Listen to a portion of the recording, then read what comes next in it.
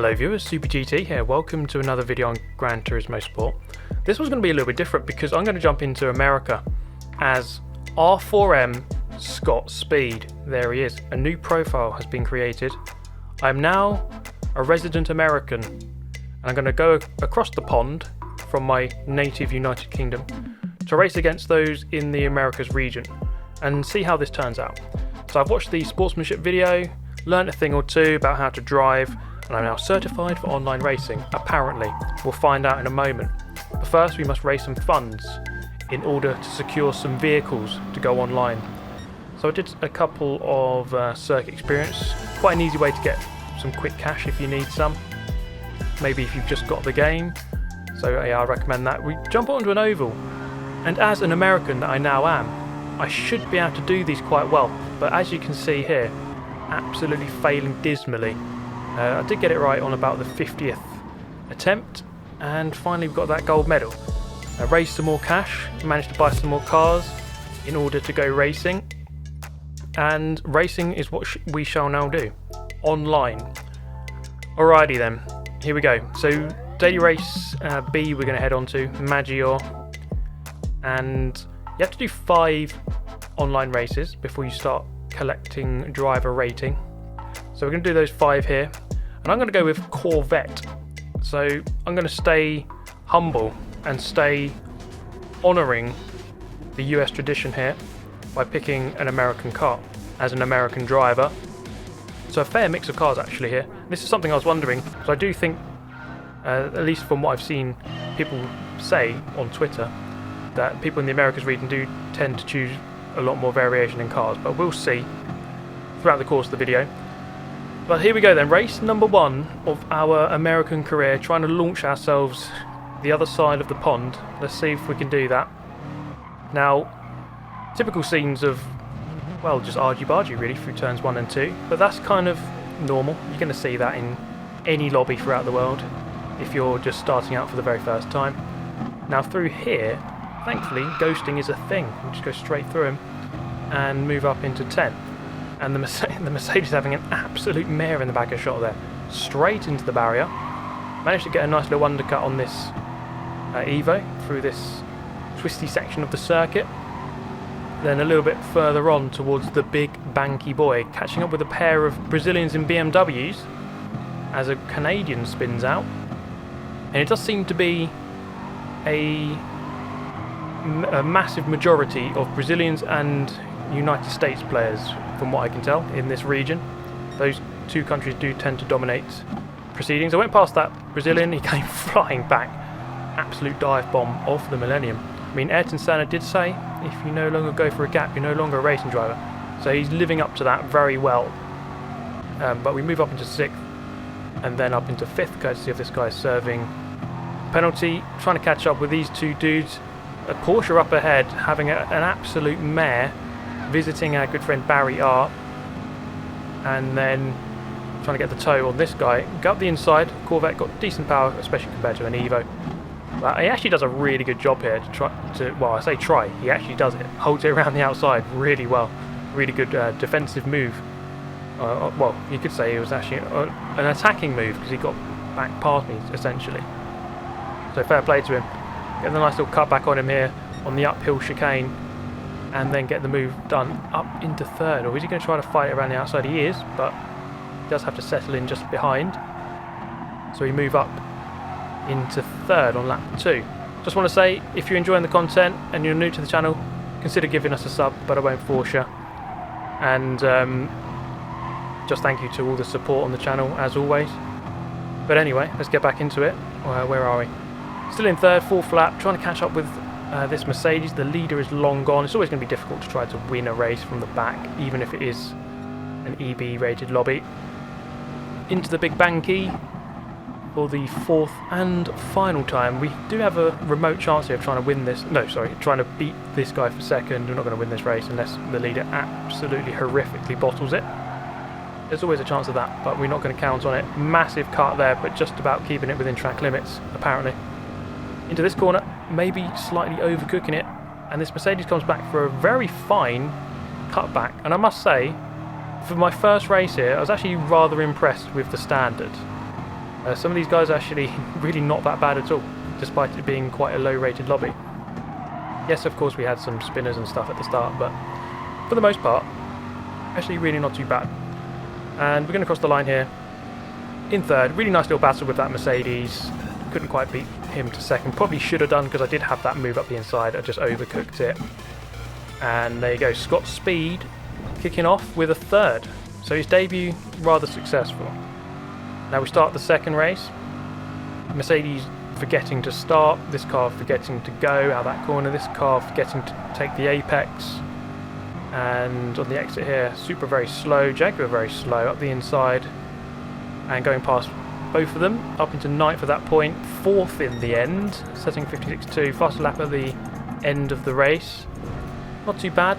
This was quite an interesting scenario, and I could have very easily have pummeled them into the Shadow Realm, but thankfully I left one car width plus a pixel, and I managed to just go through that gap, and then all manner of chaos ensues behind. Another nice little double overtake here past these two guys, one Brazilian, one American. We get the job done and move up into seventh. A little bit later on, catching up with this little group here, and this confirms my suspicions about the penalty system. It's no different in the Americas. As we come out here, and boom, the penalty system is no better in the Americas. Now, nice little overtake on this Canadian driver, up the inside, boom, job done on the final lap. Had to serve this penalty though, of course, and that let him back through. So we dropped back into third, and then coming back onto the back straight, managed to get up his inside once again to go for this move. And we get it done. It was quite frustrating having to serve that 1 second penalty, because you can see the leader is not that far away.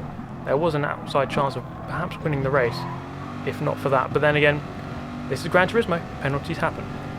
And we finished second, not too bad actually. That was actually a fun race, but it did, well, this guy wasn't happy about it. Dive Bomb King.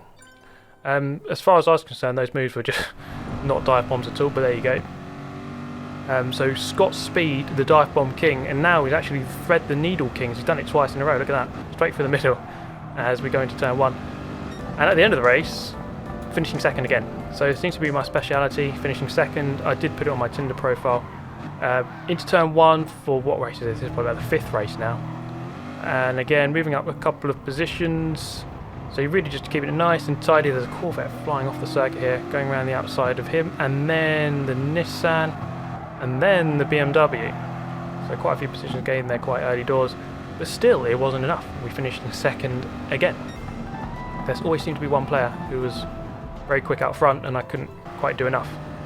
And it happened once more, and this time in the Supra. I went for probably the meta car for that race, the Toyota Supra. Wasn't enough though, up 13 positions, but slowly getting there.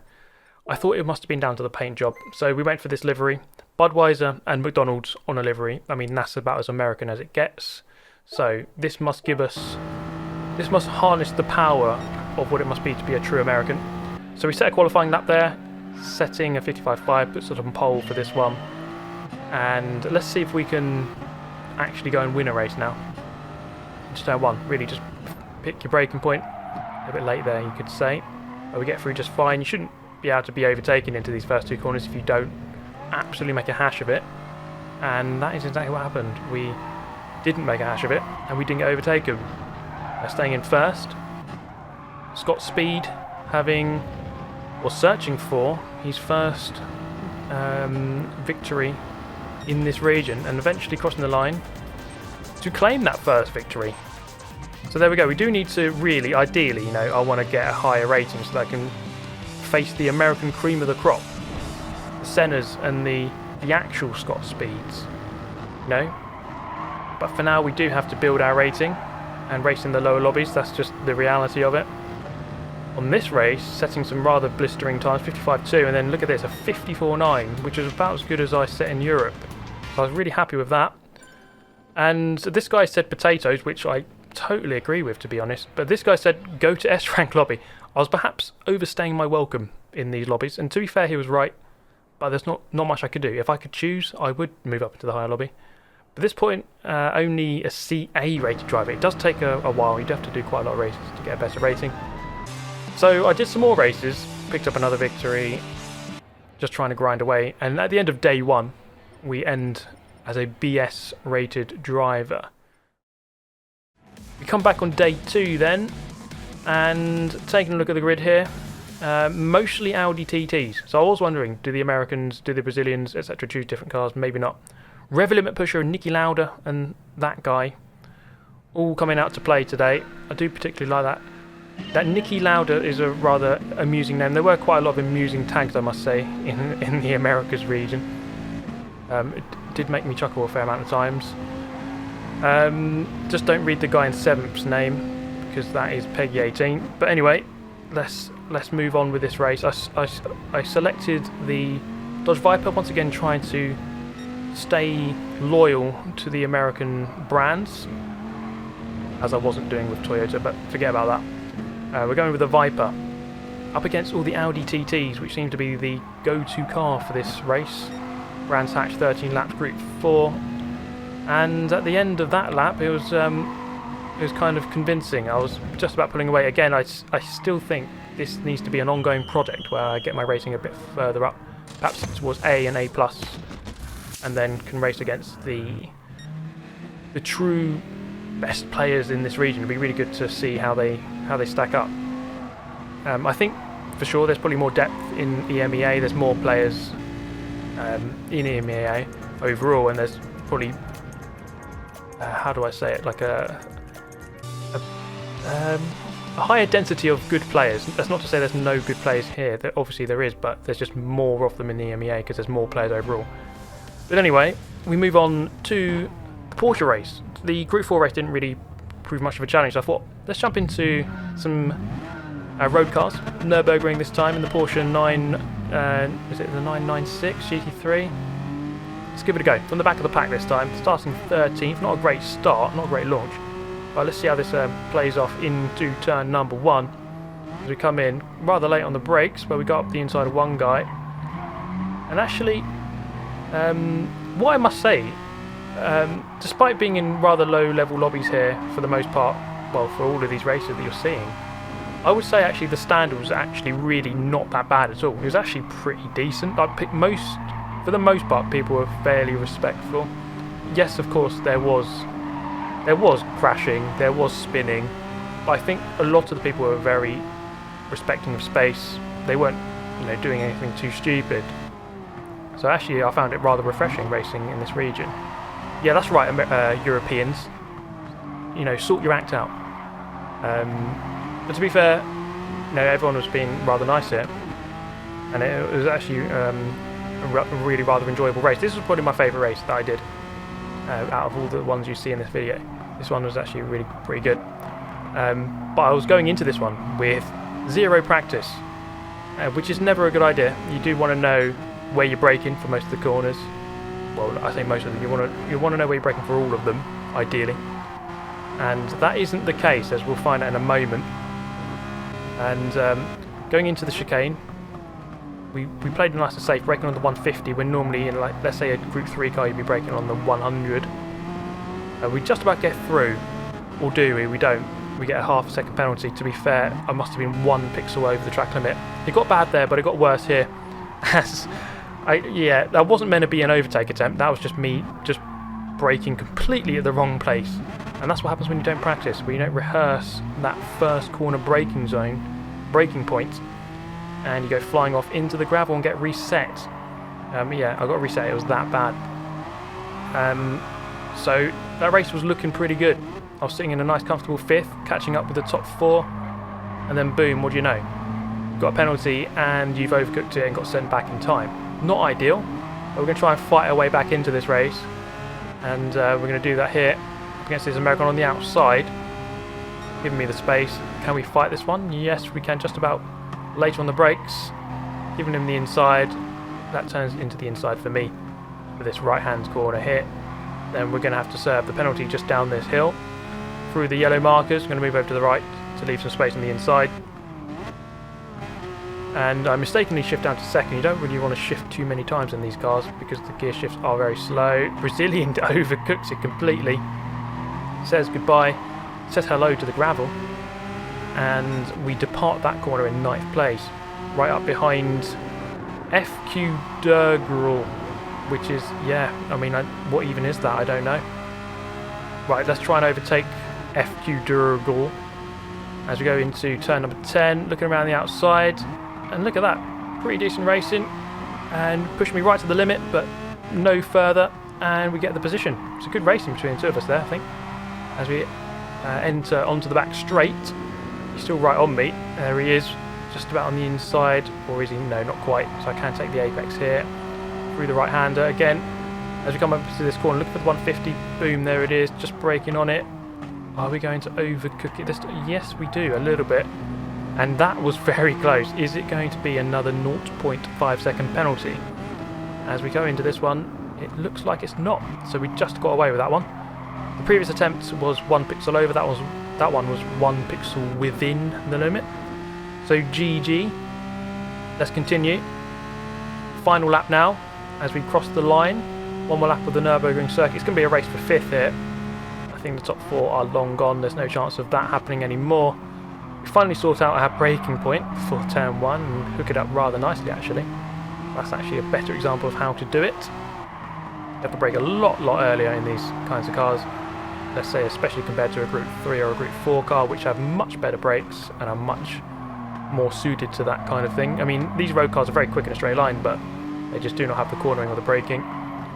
They're a bit slippery and a bit blocky on the brakes. Around the outside of that guy, and we move up into, oh no, we're into 6th place. We need to get this 5th off this Canadian. And he's, yeah, this guy's on my right hand side, give him just a car width, and then he backs out. Again, just really close racing between everyone here in the mid-pack, and it's actually really rather decent. It's actually quite fun, I must say. Like, everyone leaving space, no one doing anything really stupid, no one running each other wide, or so I must say it's actually a really good experience. I might have to race in the Americas region a little bit more often. On the exit here, now into the toe of the Canadian driver, pulling away from the 2 Americans just behind, up the hill, missing that apex completely, which is not ideal. And look at that, it puts us off on the way out of the corner, and we lose crucial momentum there as we come up towards turn 10 and 11. I do need to get ideally back into that slipstream range before we head on to the back straight, which is just coming up here around this turn. And are we in that slipstream range? We aren't, so that is crucial. We're waiting for a mistake from him. He could easily perhaps just overcook the chicane or get a penalty. So you've just got to keep the pressure on and see if we can get anything here. Plus you can get a decent run on the way out. He has overcooked it slightly. That's the best I've taken it. You see how much you gain there by taking that properly. Coming up towards the final corner, I mean, I don't think I could send it from that far back. That's just asking for trouble. So we come through the final corner, get very close to him, but it's not going to be enough. It's going to be a 6th place in what I must say was a really fun race. I made loads of mistakes. Penalty, completely overcooking turn 1. That's the 997 Porsche. I know there's a billion comments correcting me already, but there we go. But that was a really fun race. We try one more. This is race A. Now I never normally step into these kind of low power, low speed car races, but let's give it a go. Got a couple of Costa Rican players here, interestingly, and mostly Americans. So let's see what we can do. Start from the back as we head into turn 1, and again, look at that. I mean, yeah, a bit of door banging, but nothing awful. So we get through. Well, there's a bit of contact behind, and we are through up into 7th. This guy wants a bit of argy-bargy. Well, we have the inside line for this next corner, and it's really stacked up here as we come through the right hander. Lots of cars off the track trying to rejoin as well. Got 3 abreast up the front with the white cars, and I'm trying to pick a way through here, can't really do it. As we wind our way through 130R under Mount Fuji, I'm going to flick over to the left hand side, go up the inside of the Canadian, get the job done. This American, big door banging, gets his, and I'm going to do a attempted pit manoeuvre as if I'm on police interceptors. He just survives. Obviously this guy quite adept at avoiding police tactics, as he's done it all before, he's seen it. Coming down into the hairpin then, on the brakes, just before the gantry, up the inside, get the job done, nice move. Back into 6th place, or up into 6th place for the first time in this race. And trying to pick our way through this big group here, not the easiest corner to do it on. We could perhaps go for it on this next long left. Guy goes defensive, no way through, he's blocked it. So I'm going to have to go for a move on the exit perhaps, or into the final corner. He's got a poor exit there. I'm going to go on the left hand side. We're going to have to go quite deep here to get a nice cut back on him through the final corner of lap number 1, 3 laps in this race. And RP McMurphy 01 running a little bit wide there, and I've been left the space through the middle here, and perhaps foolishly this guy didn't move across in time, and I'm going to get the toe of Mr. Chevy 210-55.